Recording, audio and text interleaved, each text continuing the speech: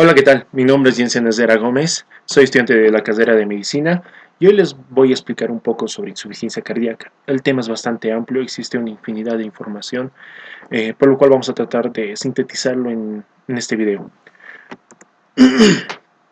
Bueno, empecemos. ¿Cómo definimos la insuficiencia cardíaca? Básicamente, este es un síndrome, y recordemos que ¿qué es un síndrome? Un síndrome es el conjunto de signos y síntomas en el cual en este síndrome va a existir una alteración a nivel de la bomba cardíaca. Este mal funcionamiento provoca una disminución de la demanda metabólica de oxígeno y sus nutrientes. Respecto a la etiología, bueno, tenemos una infinidad de información. Todas las enfermedades prácticamente, por no decir en su mayoría, llevan a una insuficiencia cardíaca. Tenemos desde las insuficiencias respiratorias, insuficiencias renales, desde las anemias, desde la obesidad, desde las diabetes e infinidad. Dentro de los factores de riesgo tenemos los siguientes, que son los más importantes que vamos a resaltar hoy. Está la edad, la cardiopatía isquémica, las valvulopatías, la hipertensión arterial sistémica, las miocardiopatías, el tabaquismo, la obesidad, la diabetes mellitus, la hipertrofia ventricular, la cardiomegalia, los trastornos de Alzheimer y de polarización, enfermedades coronarias y las anemias. Bueno, dentro de la clasificación se pueden clasificar desde su fenómeno fisiopatológico. Tenemos las siguientes: el fenómeno sistólico diastólico, la insuficiencia cardíaca aguda y crónica, la insuficiencia cardíaca de alto o bajo riesgo, la insuficiencia cardíaca de origen derecho o izquierdo.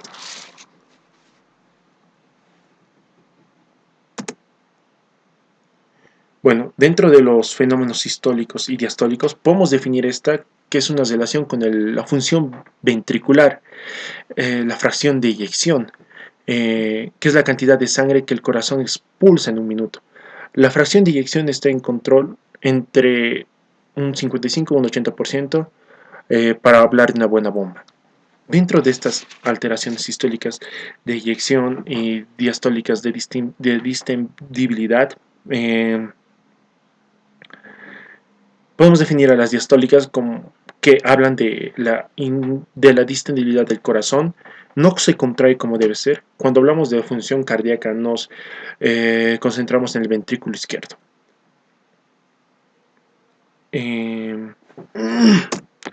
Dentro de la insuficiencia aguda y crónica, esa es por el tiempo de evolución.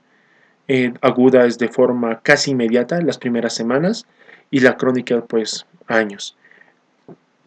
Dentro de las valvulopatías que nos dicen la crónica, tenemos las insuficiencias y las estenosis. Dentro de las arritmias, que nos dicen por bloqueos, tenemos la fibrilación, los bloqueos, las extrasístoles ventriculares. Y en las agudas tenemos el trauma cardiotorácico, que es muy común ver hoy en los accidentes automovilísticos, deportes extremos. Y tenemos el infarto de miocardio, que puede ser por la ruptura de las cuerdas tendinosas que van a la válvula mitral. Dentro de las de alto y bajo, las de alto y bajo gasto cardíaco, tenemos a la anemia, a la fístula auriculoventricular, a la tirotoxicosis, al beriberi, a la enfermedad de Paget. Tenemos a la hipertensión arterial sistémica, a las coronopatías, a las enfermedades pericárdicas, valvulopatías, miocardiopatías dilatadas. Estas tienen una fisiopatología especial que vamos a ir explicando en el video. Las de derecha e izquierda. Bueno, la derecha se caracteriza principalmente por ser crónica, la izquierda es de tipo aguda. Cualquiera de las causas mencionadas ya anteriormente pueden llevar a una insuficiencia cardíaca derecha o izquierda. Tenemos el edema de miembros inferiores, estertores crepitantes en bases pulmonares, la hepatomegalia, la ingurgitación yugular, que se conoce como el síndrome de Kussmaul, la disnea paroxística nocturna dentro de las izquierdas.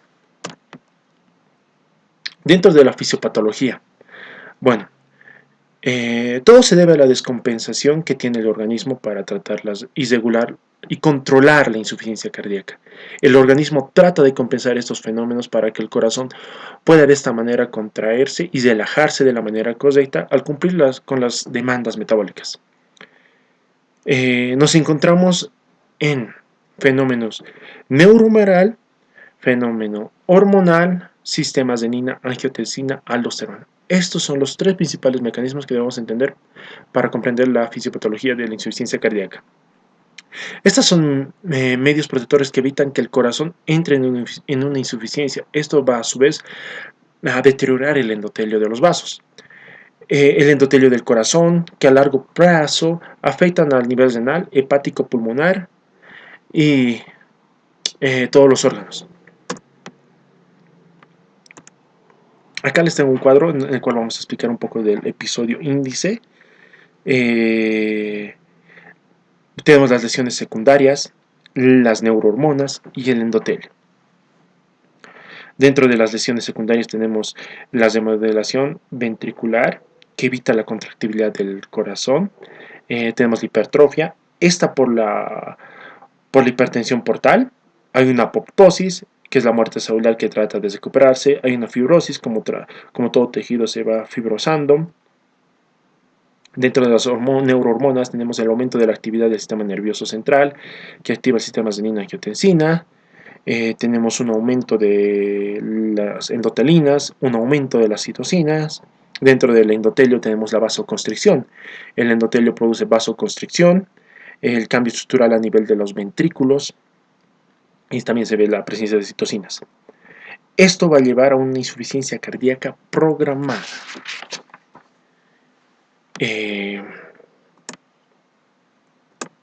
Bueno, dentro de las manifestaciones, cada insuficiencia cardíaca, por ejemplo, derecha, izquierda, aguda, crónica, de alto o bajo riesgo, tiene una sintomatología, por así decirlo, específica, pero todas tienen un común denominador, que es la disminución del gasto cardíaco.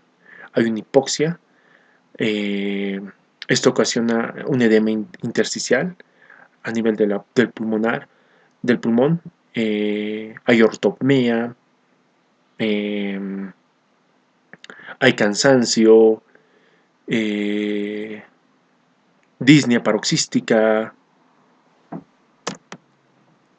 Bueno, dentro del diagnóstico tenemos estas principales. El principal es la historia clínica y el electrocardiograma. La historia clínica, donde debemos realizar una anamnesis muy objetiva y a la vez subjetiva, donde debemos indagar los datos del paciente, si tiene dificultad respiratoria, si se cansa muy rápido, si duerme bien, si tiene alguna enfermedad de base, que ya nos van a dar de por sí una idea si tiene una insuficiencia cardíaca. El electrocardiograma, donde vamos a ver alteraciones en las ondas, que vamos a explicar.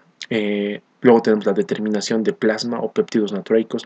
Recordemos que hay pacientes que llegan con insuficiencia cardíaca al hospital y tenemos que diagnosticar porque no se las puede confundir con otra enfermedad y podemos hacerlas con la troponina. Luego tenemos el ecocardiograma y luego otras pruebas complementarias que puede ser un hemograma, una radiografía de tórax, una coronografía, una resonancia magnética cardíaca. Y luego tenemos otras pruebas en las cuales vamos a tratar de diagnosticar más a profundidad la enfermedad. Para diagnosticar esta enfermedad tenemos varias tablitas, entre ellas las que más se usan, los criterios de Framingham, que ya no se usan principalmente para diagnosticar, sino para descartar. Los criterios de Framingham para diagnosticar una insuficiencia cardíaca tendrían que ser los siguientes: dos criterios mayores y un menor, o dos criterios o tres criterios menores y uno mayor. Tenemos los criterios principales, donde está la disnea paroxística nocturna, la distensión de las venas del cuello, crepitantes, cardiomegalia y todas las que están en el cuadro, que si las leemos va a ser un poco muy tedioso.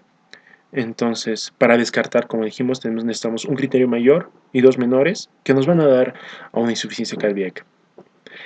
Tenemos otro cuadrito, que son los criterios de Nages. Esos criterios de Nages, hablamos de la disnea, la frecuencia cardíaca, la radiografía de tórax. Estos están categorizados por puntos, en los cuales hay el paciente tiene dificultad para respiratoria cuando camina, y esos son los criterios de Nages más usados actualmente. Luego tenemos este cuadrito en el cual nos explica cómo vamos a sospechar de una insuficiencia cardíaca. Al hacer una anamnesis y una exploración del electrocardiograma, rayos X de tórax, pruebas de laboratorios habituales, tenemos que ver la incompatibilidad de la insuficiencia cardíaca, el equívoco de la insuficiencia cardíaca y la compatibilidad con la insuficiencia cardíaca. Estos son los tres pilares fundamentales que nos van a igual coadyuvar para diagnosticar una insuficiencia cardíaca. Como ya decíamos, tengo aquí unas placas que sirven para diagnosticar. En esta placa vemos una cardiomegalia, donde vemos también se puede sacar el índice cardiotorácico. Ahí se ve la circulación colateral, es la redistribución del capilar de los vasos pulmonares. Tendría que llegar a la mitad de las costillas, que es la línea medioclavicular. En la placa llega al extremo de ambos pulmones. Se denomina redistribución venocapilar, que afectan a nivel pulmonar. En el lado izquierdo hay un levantamiento de los senos costodiafragmáticos, signo de desame pleural. Y bueno, podemos ver también a nivel de derecho, vemos líneas B de Kerley que representan fibrosis pulmonar. En esta placa tenemos la siguiente, tenemos un signo que se llama el signo de mariposa o alas de mariposa, que es patognomónico en pacientes con edema del pulmón, en insuficiencia cardíaca aguda. Hay ventilamiento de los senos costodiafragmáticos en ambos pulmones y vemos también cardiomegalia. En esta placa hay levantamiento de los senos costodiafragmáticos, en ambos pulmones se ve el desame pleural. Bueno, en el electrocardiograma, no hay un electrocardiograma típico para la insuficiencia cardíaca, pero el 99% del electrocardiograma y el 1% pueden tener un electrocardiograma dentro de los parámetros normales. No hay ningún electrocardiograma típico, específico, por tanto esto nos ayudará a ver si te sospechamos o hay algún signo de sospecha. Podemos ver bloqueos de rama derecha e izquierda, bloqueos auriculoventriculares, de primer, segundo y tercer grado, fibrilación auricular, signos típicos de hipertrofia ventricular. Acá tenemos los marcadores de dilatación. Hay una P bifásica, marcadores de dilatación de aurícula izquierda. Tenemos una P prolongada en D2 que indica la dilatación auricular derecha de la P pulmonare. Tenemos un QRS de bajo voltaje que indica el desame pericárdico y pericarditis. Tenemos taquicardia sinusal, insuficiencia cardíaca avanzada por estímulo simpático, signos de hipertrofia ventricular izquierda. También podemos ver los signos de Sokolov, que es la suma de la onda S en B1 y B2 más la onda R de B5 o B6. Esta es la suma, nos tiene que dar más de 35 milímetros y confirma la hipertrofia ventricular. La P mitrae o mellada nos indica la dilatación auricular izquierda, que es menor a 0 segundos. Se debe hacer el diagnóstico diferencial en enfermedades que producen dilatación ventricular derecha e izquierda como hipertensión arterial o valvulopatías. En este caso, en el primer cuadrado, vemos una P pulmonar mayor a 0.25 milivoltios por agrandamiento de la aurícula derecha. Hipertrofia biventricular, onda R enorme en B1 y B2. En esta no debería haber onda R, debería priorizarse la onda S. Aquí vemos una P mitral o P bifásica, que también se denomina. Esta nos va a dar una idea de que se está produciendo una dilatación auricular izquierda. La P solamente debe medir 0,11 milímetros, pero en este ejemplo está dilatada por sobrecarga del ventrículo. Dentro del hemograma que debemos pedir, estas son útiles para todo paciente que ingresa con supuesto diagnóstico de insuficiencia cardíaca.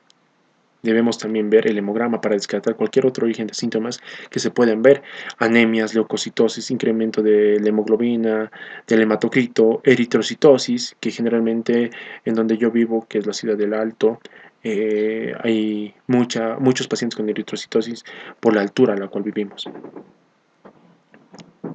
Tenemos también que pedir ionograma. Pacientes con insuficiencia cardíaca también presentan hiponatremia, hipopotasemia. Tenemos que pedir creatinina, glucemia sérica, gasometría arterial, para tener los datos específicos de la oxigenación. Los biomarcadores, estos nos van a ayudar a diagnosticar las comorbilidades, la diabetes mellitus, hipertensión arterial, asimias de auriculares, asimias ventriculares, hiperlipidemias, hepatopatías, insuficiencias renales crónicas, EPOC, valvulopatías e infinidad de comorbilidades. Nos van a permitir la patogenia del 1, 2, 3, 4, 5, determinar el pronóstico de la estratificación del riesgo. Bueno, acá tengo un ecocardiograma o un ecodoppler en el cual vemos que los ventrículos están arriba y las aurículas por debajo. Los ventrículos son lo más pequeñito y las aurículas son lo más grande. Existe agrandamiento de las aurículas. La derecha tiene que estar hasta la mitad, pero está más grande de lo normal. Las regiones blanquecinas son paredes engrosadas de los ventrículos. Acá tenemos una tomografía axial computarizada que confirma y ayuda en el diagnóstico de insuficiencia. Vemos una mega aurícula derecha que nos va a diagnosticar o nos va a ayudar a pensar en una hipertrofia del ventrículo derecho. Tenemos una resonancia magnética nuclear en la cual igual vemos una hipertrofia del ventrículo derecho. Después de haber diagnosticado, tenemos que pasar a un tratamiento que se divide en 4 fases.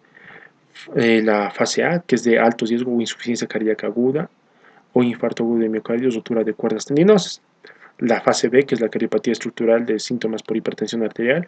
La fase C, que es la cardiopatía estructural con síntomas de hipertensión arterial crónica. Y los síntomas resistentes, que es la fase D. Los objetivos del tratamiento, según la clasificación del NIHA, se dividen en clase 1, clase 2 a la 4. En la clase 1 hay que evitar la progresión de la enfermedad y en la remodelación cardíaca. Hay que evitar el crecimiento desordenado.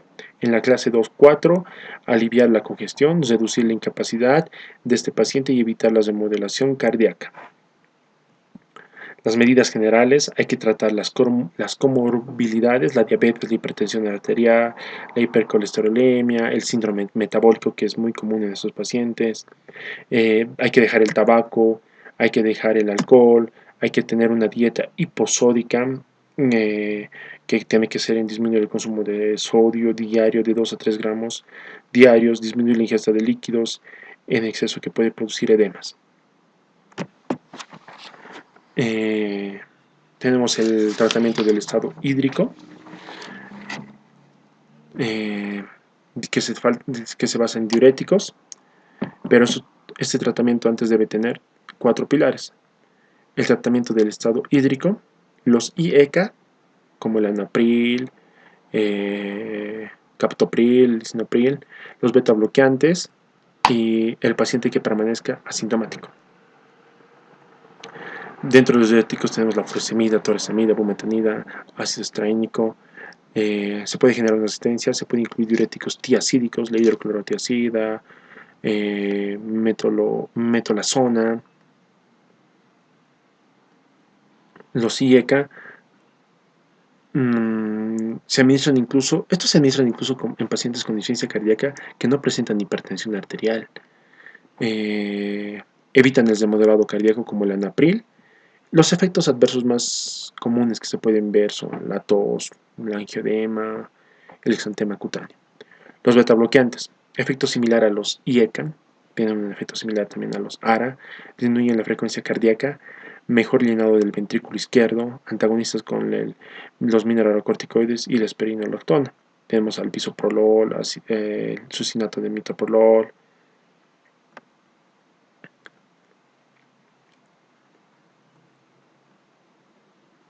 Luego tenemos a los antagonistas de los mineralocorticoides.